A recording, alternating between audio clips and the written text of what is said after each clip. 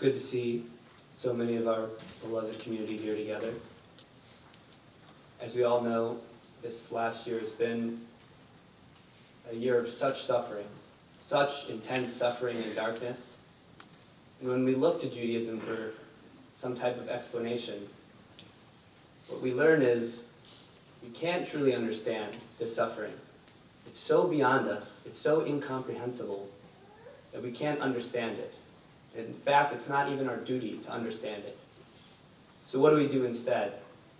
It's very easy to slip into depression, to wallow in our grief for years and not be able to do anything, and not be able to deal with the darkness in the world.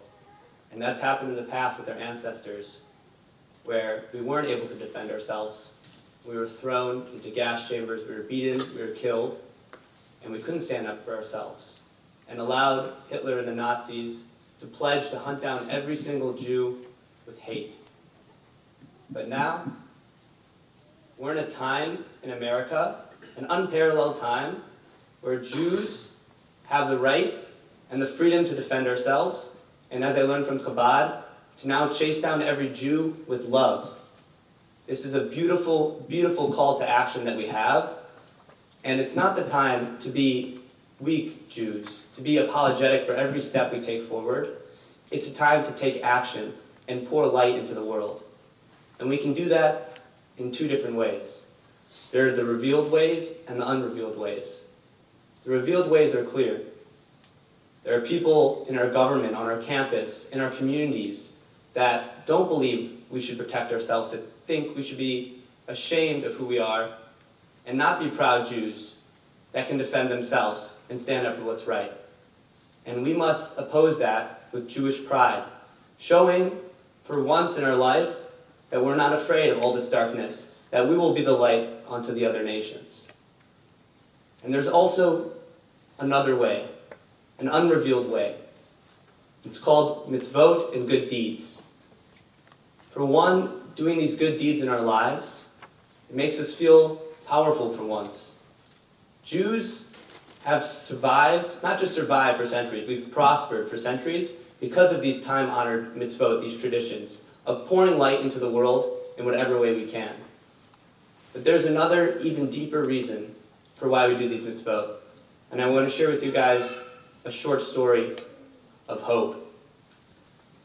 Last year, on October 7th, a man by the name of Louis Har, age 70, was kidnapped and taken to Gaza. His daughter and her husband traveled America, raising awareness, screaming for help, feeling powerless. And his daughter, Natalie, went to Surfside Chabad, and she was wailing, crying for her father to come home. And she felt powerless. And Chani, the Rebbitzin there, stopped her and said, "Natalie, you're not powerless. Tell me, did you light Shabbat candles last week? Are you going to light this week?" Natalie said no. Chani said, "This week you are, in honor of your father."